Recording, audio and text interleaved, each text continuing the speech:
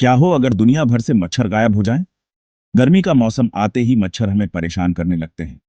भारत जैसे देश में डेंगू, चिकनगुनिया या मलेरिया जैसी बीमारियां फैलने लगती हैं।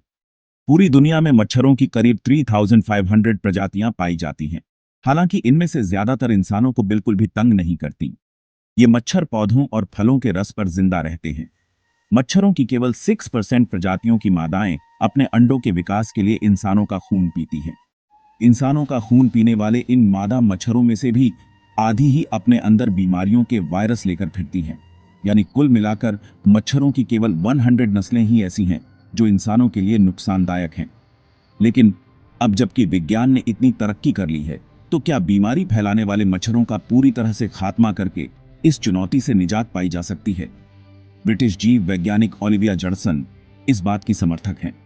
वो कहती हैं कि 30 तरह के मच्छरों का सर्वनाश करके हम 10 लाख इंसानों की जान बचा सकते हैं। इससे मच्छरों की केवल 1% नस्ल खत्म होगी, लेकिन इंसानों का बहुत भला होगा। क्या होगा अगर सारे मच्छर खत्म हो जाएं? फ्लोरिडा के कीट वैज्ञानिक फिल लोनिबस कहते हैं कि मच्छरों का इस तरीके से खत्म करने के ऐसे कई साइड इफेक्ट हैं जो हम नहीं चाहेंगे। लोनिबस कहते हैं कि मच्छर पौधों का रस पीकर रहते हैं। इनके जरिए पौधों के पराग फैलते हैं, जिनकी वजह से फूलों का फल के तौर पर विकास होता है। मच्छरों को कई परिंदे और चमगादड़ खाते हैं। वहीं इनके लार्वा से मछलियों और मेंढकों को खाना मिलता है। ऐसे में मच्छरों के खात्मे से फूड चेन पर भी असर पड़ सकता है। वहीं ओलिविया जॉनसन इस आशंका को खारिज करती है। उनके मुताबिक मच्छरों के खात्मे पर दूसरे जीव इस फूड चेन की कड़ी बन जाएंगे। जॉनसन कहती हैं कि धरती के विकास के दौरान बहुत सी नस्लें खत्म हो गईं। इन प्रजातियों के खात्मे से ऐसा थोड़े ही हुआ कि तबाही आ गई। उनकी जगह नई प्रजातियों ने ले ली।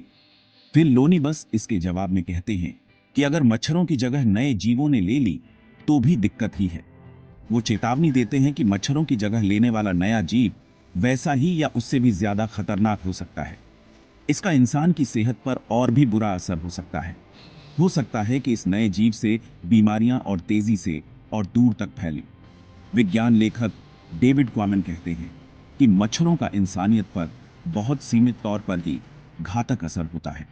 वो गर्म इलाकों वाले जंगलों में इंसानों के बसने से रोक रहे हैं।